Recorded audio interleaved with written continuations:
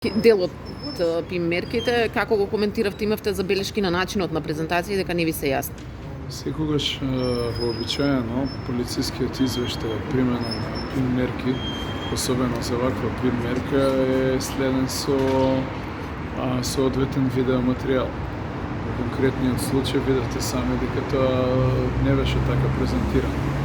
Втора работа, секогаш екзактно и прецизно се поистоветува она што е наведено во извештајот со она што е забележано на носителот на видео или на звук.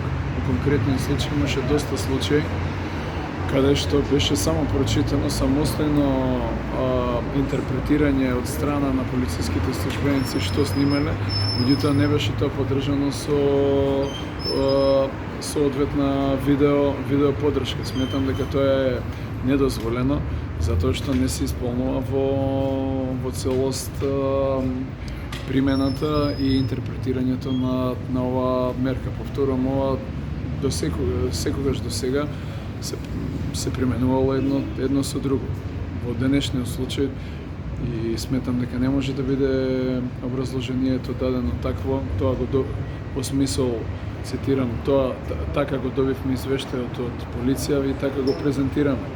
Тоа е работа при изготвувањето на целиот предмет. Впрочем, многу луѓе биле ангажирани во превземање на тие посебни истражни мерки, требале да се сработат како што треба. Добро, имате ли некакво решение за притворот на Бојан? Знаеме дека дадовте уште во минатиот четврток.